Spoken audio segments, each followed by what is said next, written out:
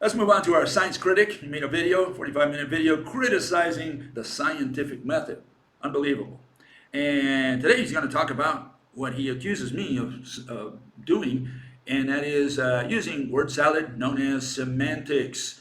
He says, I'm challenging the scientific establishment using semantics, whatever that is. Okay, so let's listen to him so we know what the subject matter is today, what his argument is. Here it goes. Give me a second, and here goes.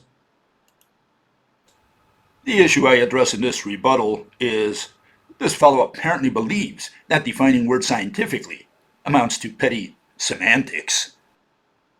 You know, in Bill's efforts to use semantics to try and undermine current science, he should really read the definitions a bit better. Now, if I had to guess, it's probably because he wants to say that modern science is irrational. Look how irrational it is. Look at the definition of an object.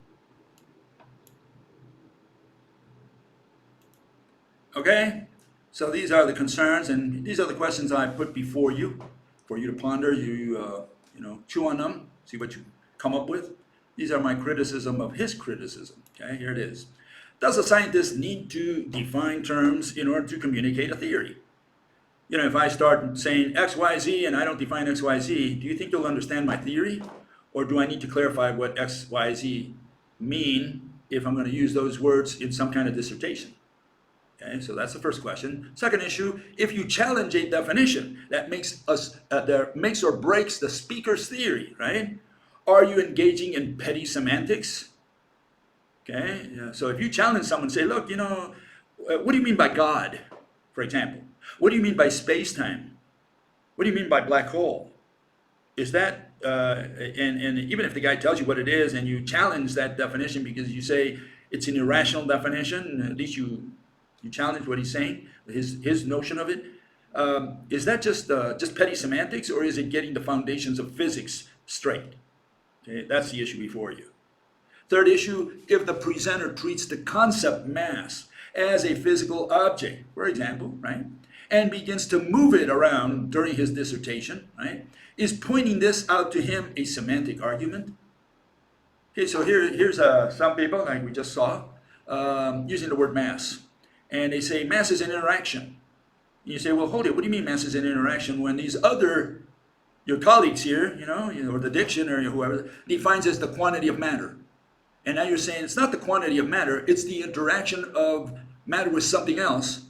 Well, those are two different notions. I need those clarified. I need those, organized in some way that I can follow your presentation.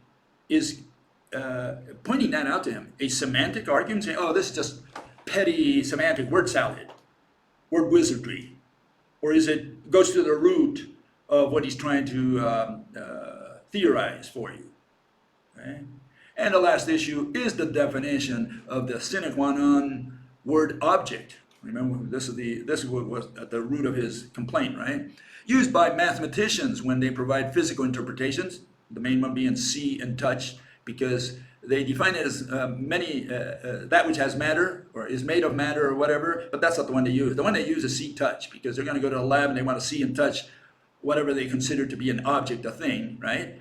And if that's the one they use, is it, if it's unscientific, if it's irrational, meaning that, for example, you need two objects to be able to produce touch.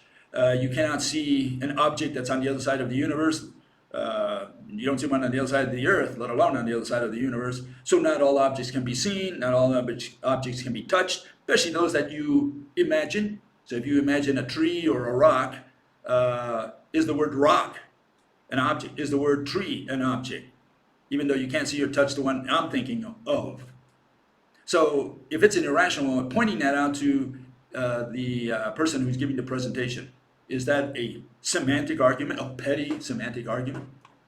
So these are the questions that you should think about, okay? And all I can do is point them out to you so that you ponder them on your own. I'm not going to tell you what to think. I'm just telling you what the questions that pop in my mind.